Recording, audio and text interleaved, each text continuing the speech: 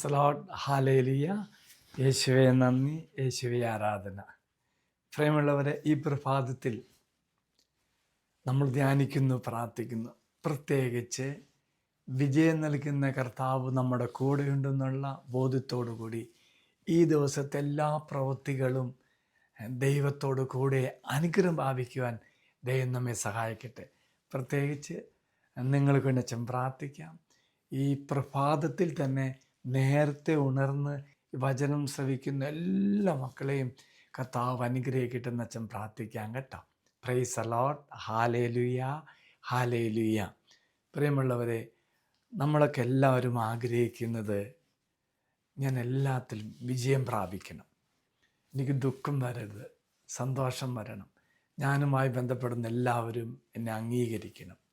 പ്രിയമുള്ള സഹോദരി സഹോദരന്മാരെ, എങ്കിൽ ഇന്ന് അച്ഛൻ നിങ്ങളുമായി പങ്കുവയ്ക്കുന്നത് പ്രഭാഷകൻ്റെ പുസ്തകം 10-ാം അധ്യായം 5-ാം വാക്യത്തിൽ മനുഷ്യൻ്റെ വിജയം ദൈവത്തിൻ്റെ കർത്താവിൻ്റെ കരങ്ങളാണ്. Praise the Lord. ഹല്ലേലൂയ. മറക്കരുത്, എൻ്റെ വിജയം എൻ്റെ കർത്താവിൻ്റെ കരങ്ങളാണെങ്കിൽ എന്ത് ചെയ്യണം? 1 സാമുവേൽ 18:14. കർത്താവ് കൂടെ ഉണ്ടായിരുന്നതിനാൽ എല്ലാ ഉദ്യമങ്ങളും ദാവീദ് വിജയം വരിച്ചു. ഈ 2 വചനം ചേർത്ത് വയ്ക്കുമ്പോൾ പ്രിയമുള്ളവരെ, എൻ്റെ വിജയം, എൻ്റെ നന്മ എല്ലാം ദൈവത്തിൻ്റെ കരങ്ങളിലാണ്. ആ ദൈവം തരും നമുക്ക്. അപ്പോൾ എന്ത് ചെയ്യണം? ദൈവത്തിൻ്റെ കരങ്ങളിൽ നിന്നും ആ വിജയം നമ്മൾ അങ്ങ് വാങ്ങിക്കണം. അപ്പോൾ ദൈവം കൂടെ ഉണ്ടെങ്കിൽ എന്തു ചെയ്യും? നമുക്ക് ദൈവം എല്ലാം തരും. അപ്പോൾ ദൈവം കൂടെ ഉണ്ടെങ്കിൽ പിന്നെ പരാജയം സംഭവിക്കത്തില്ല. അതുകൊണ്ട് ദാവീദ് രാജാവിനെ കുറിച്ച് പറയുന്നത്, ദൈവം കൂടെ ഉണ്ടായിരുന്നതിനാൽ എല്ലാ കാര്യങ്ങളും ദാവീദ് വിജയം വരിച്ചു.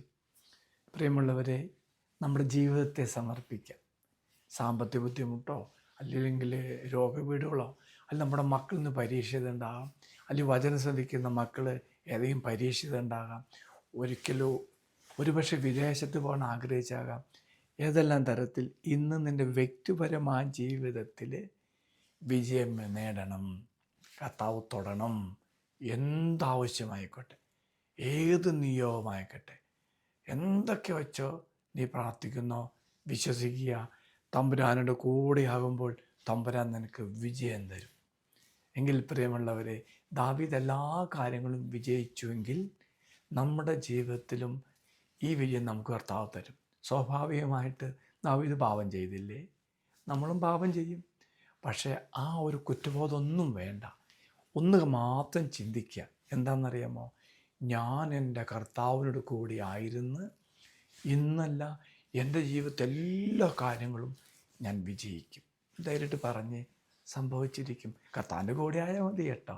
എങ്കിൽ പ്രിയമുള്ള സഹോദരി സഹോദരന്മാരെ, ഞാൻ നിങ്ങൾക്ക് വേണ്ടി പ്രത്യേകം പ്രാർത്ഥിക്കുകയാണ്. ഒരുപക്ഷെ നിങ്ങളുടെ സ്വന്തക്കാരും ബന്ധക്കാരും മക്കളോ മാതാപിതാക്കളോ ഇപ്പോൾ വചനം ശ്രവിക്കുന്നില്ലെങ്കിൽ പോലും നീ അവരുടെ നിയോഗവും കൂടി സമർപ്പിക്കുക. നിൻ്റെ പ്രാർത്ഥന സ്വർഗത്തിലേക്ക് വരുമ്പോൾ ദാവീദിനെ വിജയിപ്പിച്ച കർത്താവ്, കൂടെ നടന്ന് അനുഗ്രഹിക്കുന്ന കർത്താവ് നിന്നെ അനുഗ്രഹിക്കട്ടെ.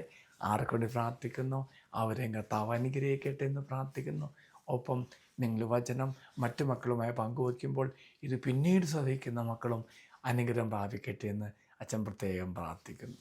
കർത്താവായ ദൈവമേ, ഈ ശുശ്രൂഷയെ പങ്കെടുത്ത് പ്രാർത്ഥിക്കുന്ന എല്ലാവരും കർത്താവ് അനുഗ്രഹിക്കട്ടെ.